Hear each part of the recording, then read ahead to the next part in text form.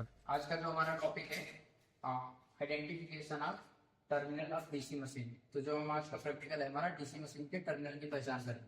ठीक है, तो उसमें ये हमारी डीसी कंपाउंड मशीन है जिसके हम टर्मिनल पहचानेंगे। उसमें पहचानने के लिए जो हमें इक्विपमेंट और टूल्स चाहिए वो सब यहाँ पे हैं। पहला है हमारा मल्टीमीटर, जिससे हम क्या करेंगे कंटिन्यूटी वगैरह टेस्ट करेंगे। दूसरा है हमारा फ्रीज टेस्ट लैंप बोर्ड, जिससे हम इसके टर्मिनल की कंटिन्यूटी एंड वाइंडिंग का टेस्ट करेंगे। ये हमारा फ्रीज टेस्ट लैंप बोर्ड है। और उसके बाद हमें कुछ टूल्स चाहिए, कॉम्बिनेशन प्लायर और स्क्रू ड्राइवर और एक हम बॉल पिन हैमर लिए। ठीक है, ये हमारे टूल्स हैं जो हमें जरूरत है इस प्रैक्टिकल को। देखो अभी हमारी कंपाउंड मशीन है, इसके ये 6 वायर आए हैं अंदर से, तो ये इसके टर्मिनल्स हैं। अब हम इनको कैसे पहचानेंगे कि आर्मेचर कौन सा है, सीरीज कौन सा है, शंट फील्ड वाइंडिंग कौन सा है। तो हम इसको 2 तरीके से कर सकते हैं। पहला तो हम इसको सीरीज टेस्ट लैंप के थ्रू कर सकते हैं, दूसरा हम इसको मल्टीमीटर के कंटिन्यूटी टेस्ट के द्वारा कर सकते हैं। तो हम सबसे पहले टेस्ट लैंप के थ्रू देखते हैं। तो सबसे पहले हम टेस्ट लैंप को लगा देंगे और इसको टेस्ट करेंगे ये वर्किंग है कि नहीं वर्किंग है। तो अब हम सबसे पहले जैसे हमने देखा बोर्ड में देखा था हमने कि पहले टर्मिनल में एक में रखेंगे और उसके बाद ठीक है। तो हमारी ये कंपाउंड मशीन है जिसके ये 6 टर्मिनल्स हैं। तो हम इनको 1 बाय 1 टेस्ट करेंगे। सबसे पहले हम इसको पहले वाले पेयर में रखेंगे और इसके बाद हम 1 बाय 1 पूरे में टेस्ट करेंगे किसमें लैंप जल रहा है किसमें नहीं जल रहा। हम पहले में टच किए नहीं जल रहा, दूसरे में किए नहीं, तीसरे में भी, चौथे में भी, पांचवें में देखो जल रहा है। ये दोनों वाइंडिंग आपस में क्या है एक पेयर में। अब आर्मेचर है कि शंट है कि सीरीज है ये हमें नहीं मालूम, तो हम ये पेयर करके छोड़ देंगे। उसके बाद हम दूसरे वाले पॉइंट में रखेंगे, सेम जो हमने पहले स्टेप फॉलो किए वैसे ही करेंगे। इसमें देखो इसमें थोड़ा सा स्पार्क आ रहा है, थोड़ा सा लैंप लो कर रहा है, तो मतलब ये हमारी जो वाइंडिंग है शंट वाइंडिंग। अब हमने पहले एक पेयर निकाल दिया, दूसरा एक पेयर निकाल दिया, जो तीसरी वाइंडिंग होगी वो हमारी कौन सी वाइंडिंग होगी, एक ऑटोमेटिक तीसरी वाइंडिंग हमारा एक पेयर बन जाएगा।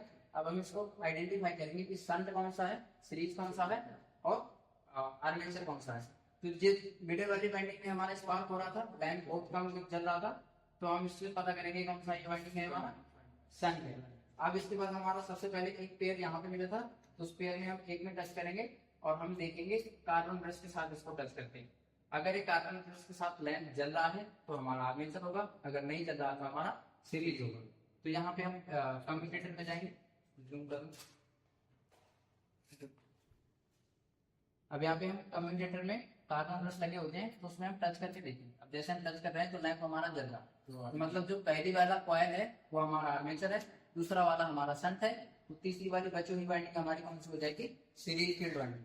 ये तो हमारा हो गया आइडेंटिफिकेशन ऑफ टर्मिनल। अब हमको देखना है तीनों टर्मिनल आपस में बॉडी से इंसुलेटेड है कि नहीं है। तो सबसे पहले हम पहला पेयर रखेंगे और बॉडी के साथ कनेक्ट करेंगे। अगर लैंप जल रहा है तो मतलब अर्थिंग है या इंसुलेशन वीक है, अगर नहीं चल रहा तो मतलब इंसुलेशन सही है। वैसे हम दूसरे के साथ टेस्ट कर लेंगे, वैसे हम तीसरे के साथ टेस्ट कर लेंगे।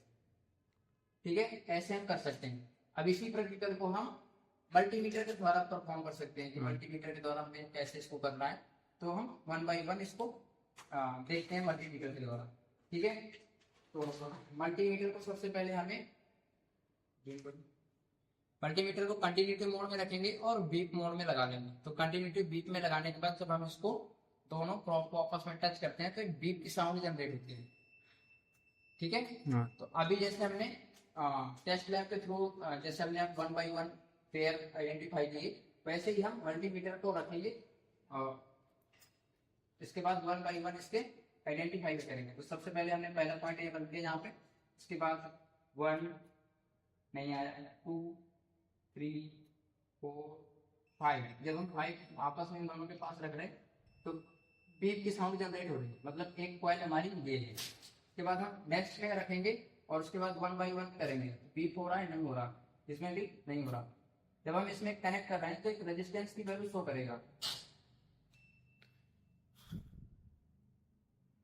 डिस्प्ले इसमें एक रेजिस्टेंस शो कर रहा है, जिसमें एक रेजिस्टेंस शो कर रहा है, मतलब हमारी ये जो वाइंडिंग है वो हमारी शंट वाइंडिंग है। क्योंकि शंट वाइंडिंग का रेजिस्टेंस बहुत ज्यादा होता है, इसलिए मल्टीमीटर में बीप की साउंड नहीं आती। तो हमारा जो दूसरा वाइंडिंग है जिसमें रेजिस्टेंस शो कर रहा है, रेजिस्टेंस की वैल्यू दिखा रहा है, मतलब वो शंट वाइंडिंग है। अब हम तीसरी वाइंडिंग जो हमारी बची वो ऑटोमेटिक हमारी कौन सी वाइंडिंग हो जाएगी, सीरीज वाइंडिंग।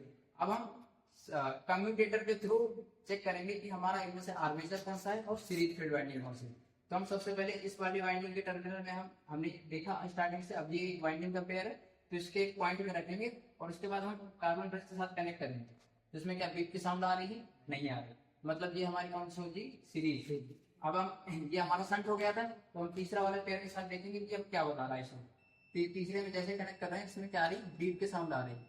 बीप आ रहा है मतलब ये हमारा तीसरा पॉइंट ऑटोमेटिक कौन सा हो जाएगा? आर्मेचर। ठीक है, ये हमारा डीसी मशीन का आइडेंटिफिकेशन टर्मिनल्स का। हम मल्टीमीटर के द्वारा कर सकते हैं, मैगर के द्वारा भी कर सकते हैं, टेस्ट लैम्प के द्वारा भी कर सकते हैं, जैसे आप करना चाहें वैसे कर सकते हैं।